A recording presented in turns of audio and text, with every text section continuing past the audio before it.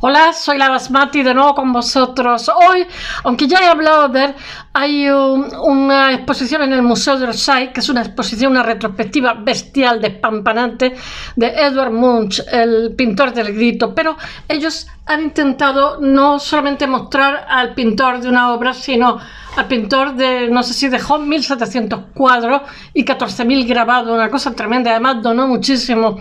Y entonces quieren, su intención es que haya una visión más global de este artista, que no solamente es este cuadro que se ha hecho famoso, de los cuales hay 4, 2 en pastel y 2 en óleo.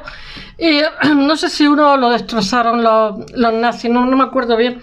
Yo sé que uno de ellos pagó hace 10 años un millonario norteamericano 122 millones de dólares por tener, y no le ha querido prestar para la exposición, ni los museos noruegos han querido prestar los 2 gritos que tienen de pastel. Bueno, voy a ir contando su vida, o sea, su obra, su vida y tal. Lo he titulado Munch, ellos llaman Munch vida, porque la CH es un dígrafo y también en alemán. Hay 2 acentos en alemán, uno lo aspiran, el ich, CH, lo hacen J y otro lo hacen ish.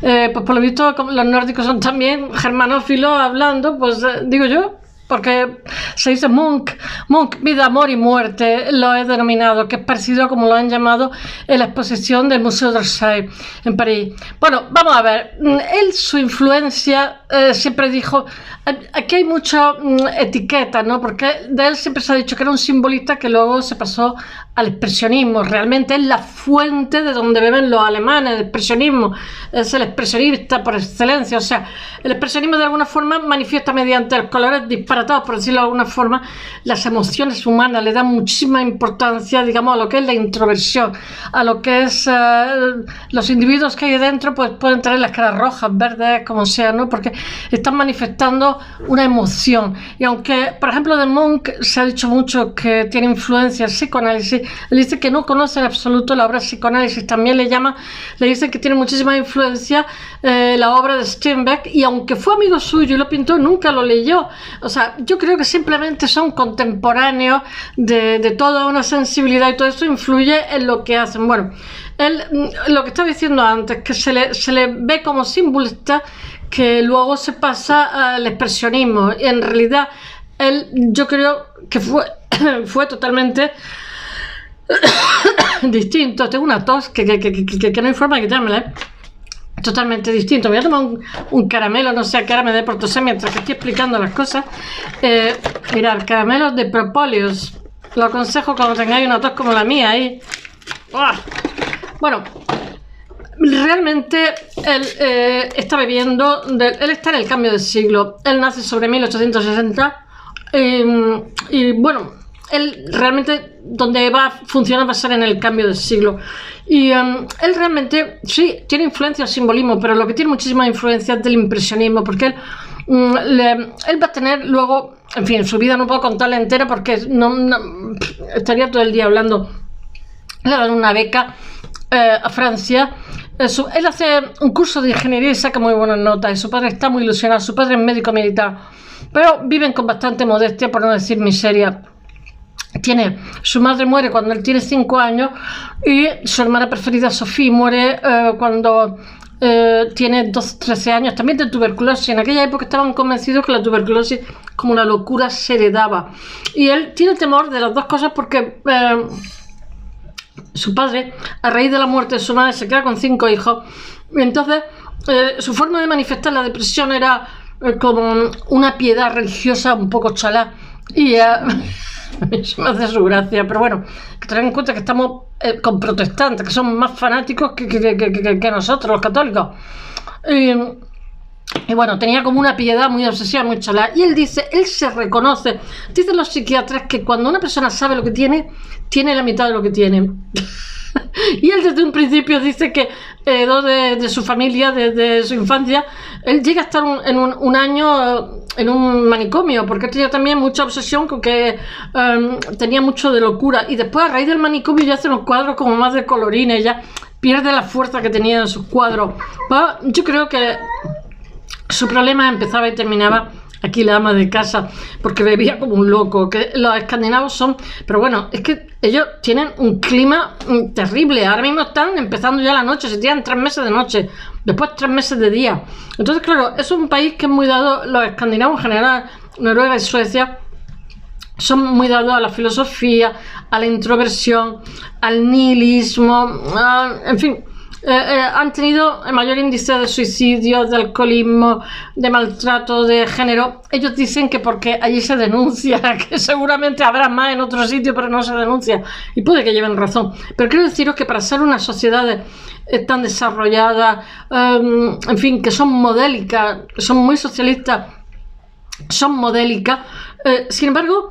tienen unas lacras horrorosas, tienen también el mayor número de pedofilia, en fin, no os quiero dar todo, porque por otro lado a mí me encantan las ayudas sociales que tiene, me encantan montones de cosas que tiene, que en ese sentido van a la total vanguardia, por delante de la mayoría de países de ayuda a los que, y eso también ha polarizado que mucha gente emigre allí y se genere también una extrema derecha. Es todo tesis, antítesis, síntesis. Bueno, voy a seguir hablando de Munch y no voy a ponerme a hablar del modelo escandinavo porque si no aquí nos morimos. Munch, os he dicho que tiene una grandísima influencia del simbolismo y realmente del impresionismo. Sí, impresionismo, es que confundo impresionismo y expresionismo y no tienen nada que ver. Impresionismo que realmente a partir de entonces, digamos, está en la modernidad, es todo lo que viene detrás, que es captar el instante, captar el instante. Los expresionistas son muy ¿cómo diría yo? Desordenados pintando, porque pintan rápido, captan el instante y eso le gusta mucho, pero él va a experimentar. Después de dejarse ingeniería, sus vecinos se enfadan y le mandan anónimos. Fijaros qué cosas tienen. El padre se pone hecho una furia con él, porque le parece que ser pintor es una cosa como indecente, no sé, se va a ganar mal la vida. Bueno, el caso es que le pasa un dinerito. Pero el padre también, cuando es jovencito, coge y le destruye cuadros, porque les parece indecente. Hay que ver a estos padres. El caso es que él durante mucho tiempo va a levantar polémica por donde va a pasar, hasta que le capta mucho París y Berlín, las dos ciudades, y en un momento determinado se dan cuenta de que es un pintor muy particular, entonces le dan una beca para que se vaya a París varios años. Él dice que el maestro que tiene se aburre, las cosas, explicaciones que tiene le duermen, pero sin embargo cuando van a un museo le parece maravilloso los comentarios que hace. No sé cómo se llamaba el maestro, Bonet o algo así, no me acuerdo. Y tiene así como medio catalán, medio francés. Y va a pasar varios años en París. Y lo que pasa que ocurre que el padre muere y se queda toda la casa familiar pues así. Y entonces él vuelve a su país y lucha por mantener a su familia. Y lo va a conseguir, porque tenía más hermanitos, era muy jovencito, etcétera. Pero entre medio, él dice, por ejemplo, cuando él muere en el año 44, con 80 años. Él dice que la Primera Guerra Mundial estaba dividido, porque tenía muchísimos amigos alemanes, había estado viviendo en Berlín, pero a la vez amaba Francia y dice que no sabía con quién, qué partidarios tenía. Estoy haciendo una pequeña síntesis.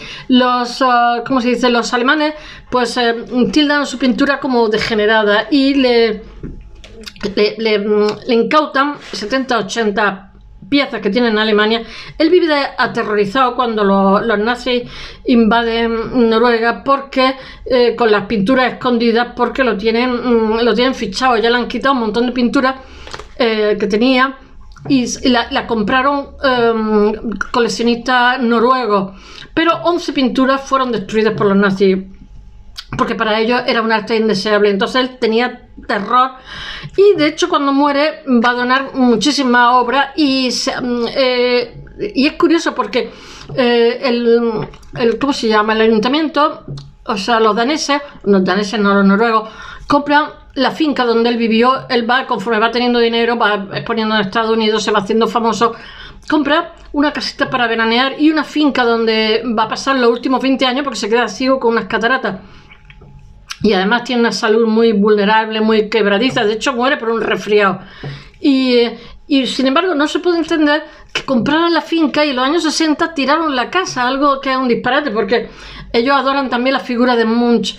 Los alemanes, cuando él muere en 1944, intentan jugar al desprestigio diciendo que era nazi. No era nazi en absoluto, pero de hecho le destrozan obras, le quitan obras y, en fin, voy a ver si os cuento un poquito su vida de forma más organizada. Su vida no, más que nada me iré acordando, porque yo ya he hablado de este artista.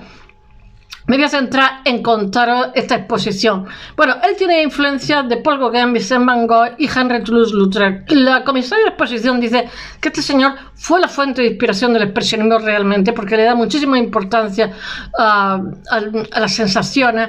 Él dice que detesta, o sea, que no podemos pasar la vida las mujeres tejiendo y los hombres leyendo, que él quiere mostrar, él quiere pintar gente que respira, gente que tiene pasión, gente que tiene vida, que ama.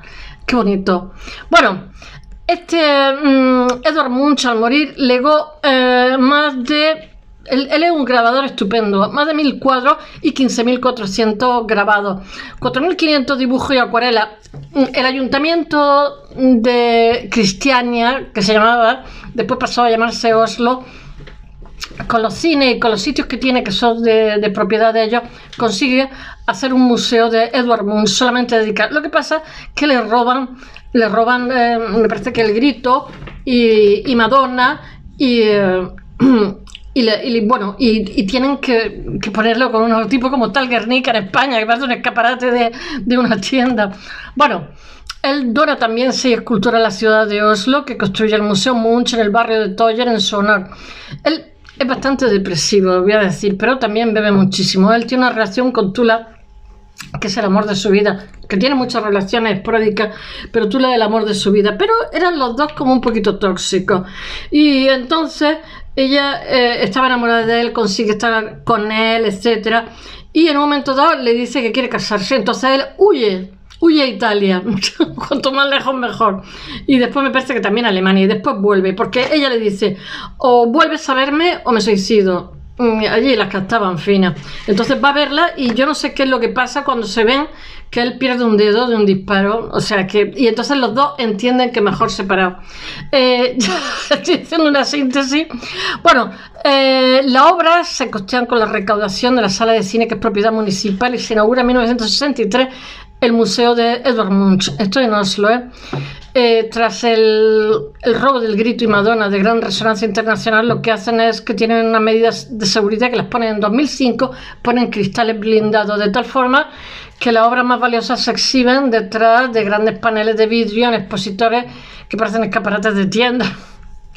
Bueno, los dos cuadros citados se recuperaron y se solventaron los desperfectos que tenía y fueron presentados provisionalmente en una vitrina sin sus marcos para mostrar el alcance de tales daños. Munch ha crecido de la presencia de su obra en España, pero hasta fecha reciente. Pero ahora mismo el Thyssen-Bornemisza tiene obras de Munch y el Museo Catalán de no sé qué.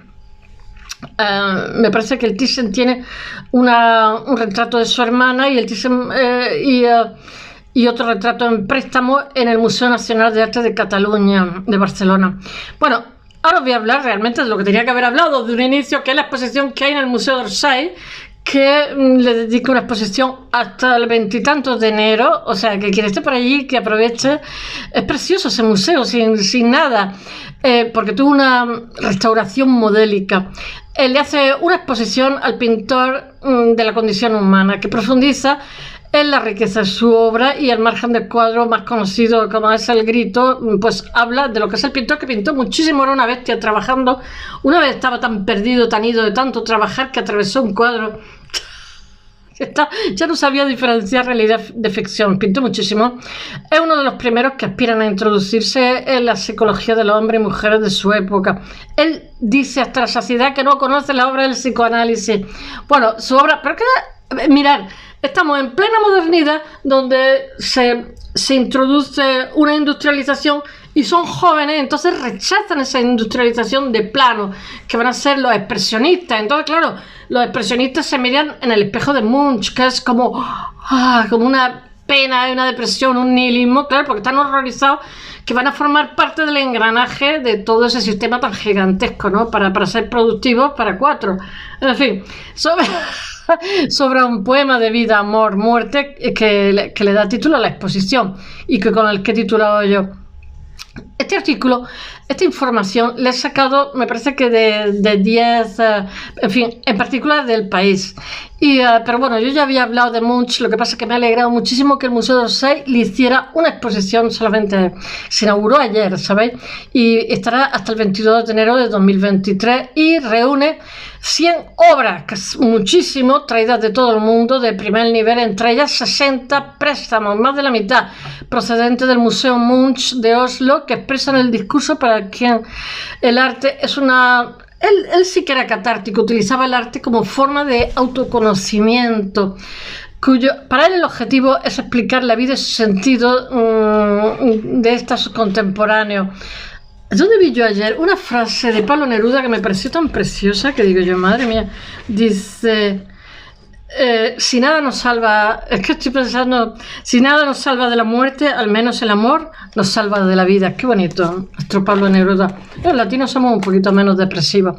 Bueno, todos los grandes temas de la existencia aparecen en su óleo: la muerte, la adolescencia, el primer amor, etc. No solo la enfermedad. Sus óleos tienen una fuerza tremenda, pero son muy inquietantes. No solo la enfermedad, la muerte, sino también la difícil reacción con el otro, la quimera del amor romántico, la ansiedad provocada. Él dice que cuando tiene una relación amorosa, al final quedan cenizas. Provocada por una observación lúcida del mundo que nos rodea. Pero hijo, pero es que con ese nihilismo, todo malo, todo horroroso, todo espantoso, todo un horror. Es que esta gente, como no le da el sol, de verdad, yo es que pienso en Kierkegaard y todo esto, en Ingmar Bergman. Era un poquito depresivo, eran maravillosos, pero bueno, dicen que Munch no conoce los escritos de Freud, pero su obra refleja un gusto casi idéntico por la introspección. Si son del norte, como tan oscuras. Bueno, el Museo d'Orsay rompe totalmente con lo que es la tradición pictórica. Eso, la primera vez que expone en Berlín, me parece que era como en el colegio de arquitectos, le quitaron la exposición al día siguiente, pero generó una controversia muy interesante. Bueno, porque los pintores mayores dijeron que se había cargado cientos de años de tradición pictórica. Bueno, pues mejor, ¿no? Bueno, el Museo d'Orsay aspira a derribar algunos mitos sobre la obra de Munch. Destaca que tiene una amplitud temática gigantesca y una complejidad estética, que la gente conoce a Edvard Munch por El Grito y nada más, y una complejidad estética sobre, aunque todo ha sido reducido al grito.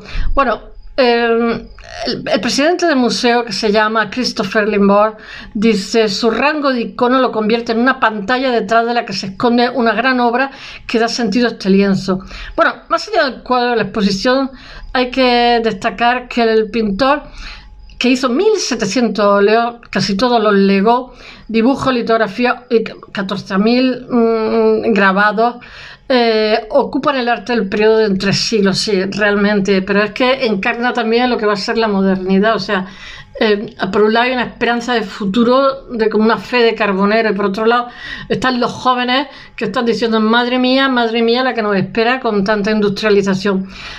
Munch encarna, como pocos creadores, el abandono de las convenciones decimonónicas para sumarse a las interrogaciones. Claro, venía un siglo XX que era brutal.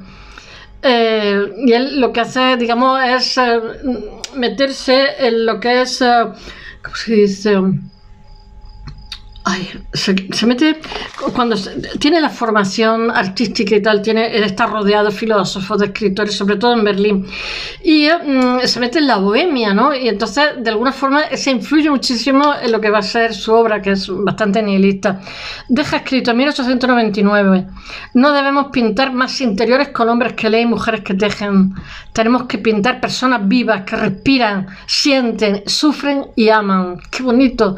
La historia del arte lo describe como un simbolista que se pasa al expresionismo, pero la muestra que han hecho en el Museo d'Orsay se opone a esas categorías que han sido ya creadas, porque es que la historia del arte es que destroza totalmente la visión predispone cuando vemos a un artista. Yo los detesto un poquito, perdonadme, historiadores del arte, pero esas categorizaciones tan cerradas no me gustan nada.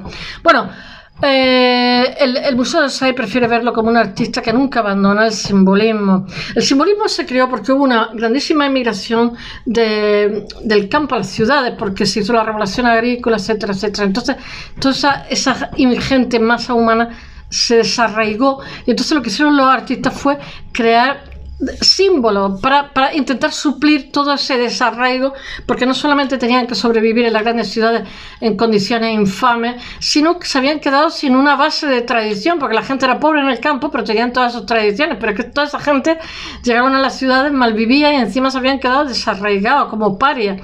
Y bueno, de alguna forma el simbolismo del siglo XIX, final del XIX, intenta paliar esas carencias. Y él es muy de alegoría, ahora os voy a decir otra opinión de Claire Bernardi, que es directora del museo y que ha sido comisaria. Dice: una figura, hablando de Edvard Munch, una figura inclasificable, situada más allá de los movimientos. Bueno, con los románticos Munch pinta en diferido.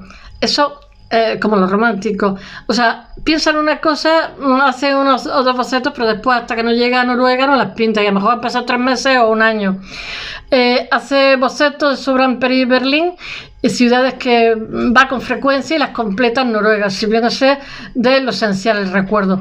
A la vez es influido por los impresionistas, como he dicho antes, por la forma de pintar rápida, suelta, imperfecto, por su escena urbana y su adversión a la industrialización. He dicho, estos jóvenes están horrorizados de lo que se les viene encima.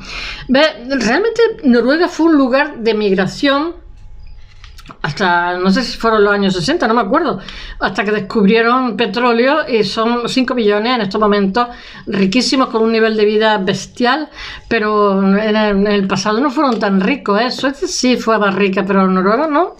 Emigraban a todos sitios. Mi hija, estos son los directos. Ve su pintura como una sinfonía de las obras que hablan entre sí. Él piensa que toda la obra tiene que ver entre sí. Y hay resonancia, definición, todo eso está en el Museo de Orsay.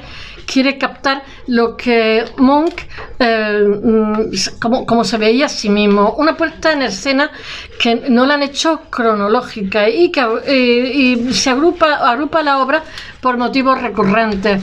Bueno, él es hijo de un médico y huérfano de madre. Desde niño, con 5 años, el padre le duplicaba. Por favor, cierra la puerta, que se escapan los gatos. Su padre le duplicaba la edad a su madre. Tuvieron 5 hijos, pero la madre, por lo visto, era artista e inculcó a Edvard Munch, y creo que su hermana Sophie, el que dibujaran y pintaran desde chiquitito. Él desde pequeño tuvo una salud frágil, le gustaba demasiado el alcohol, y de adulto las mujeres consideraba a las mujeres una droga tan nociva y con adicción como cualquier otra. Para Munch, el amor no solo deja un puñado de ceniza tras de sí. El pintor se caracteriza desde sus comienzos por una mirada funesta. Yo digo que es depresivo sobre su vida y la de sus semejantes, pero es que la época que le tocaba vivir también es regular, Pilló 2 guerras mundiales, en fin. Un punto de vista infrecuente en la Noruega luterana del siglo XIX. Sus primeros cuadros, él en aquella época se llamaba Cristiania, Oslo se llamaba Cristiano. Sus primeros cuadros son pequeños, pero son muy escandalosos.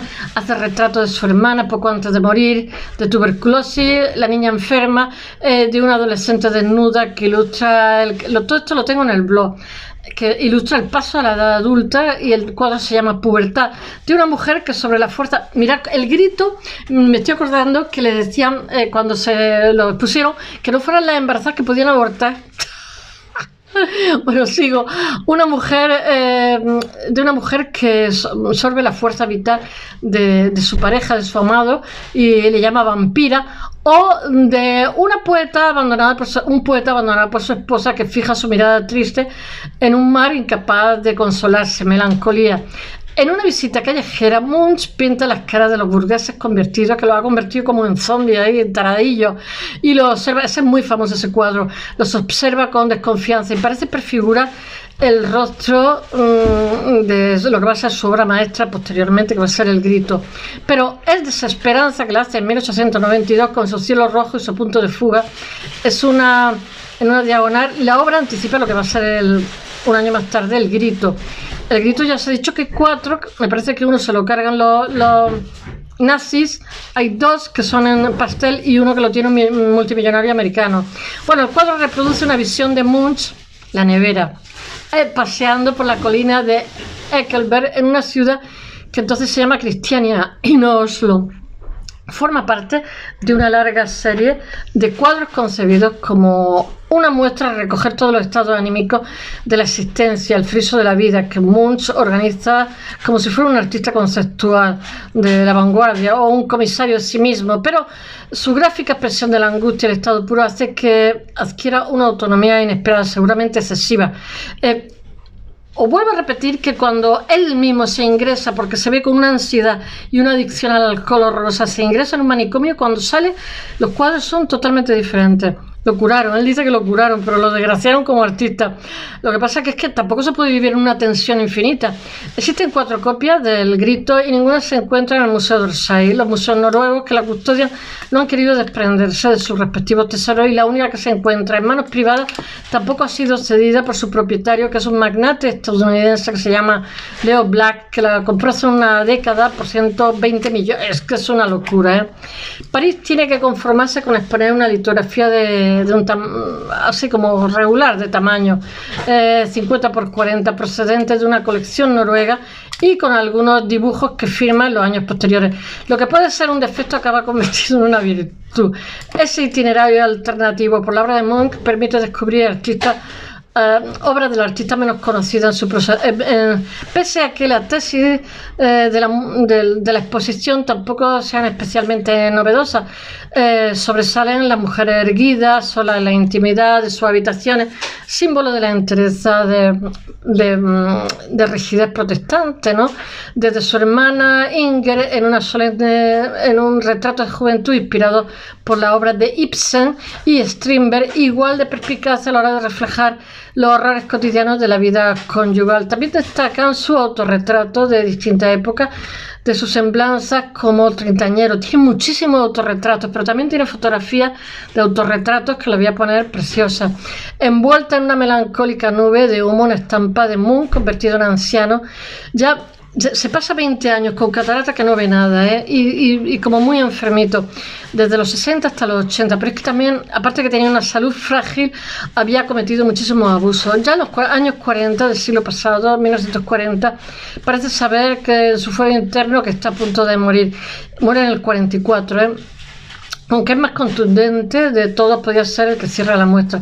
Munch pinta a los 40 años tras su devastadora ruptura con Tula Larsen, su gran amor. El pintor aparece envuelto en llamas, como si estuviera en el infierno, pero con el rostro sereno, como si hubiera encontrado acomodo a sí mismo en el infierno. Bueno, en diciembre la exposición recibirá la visita de distintos noruegos ilustres, como son el cineasta Joachim Trier, ¿será Van Trier?, director del documental el otro Munch, en inglés The Other Munch, la autora Lynn Ullman, que es hija de Ingmar Bergman y Liv Ullman, otro escandinavo también familiarizado con la pesadumbre, y del escritor Karl Ove Knausgård, que en 2017 dedica un ensayo al artista titulado So Much Longing in So Little Space.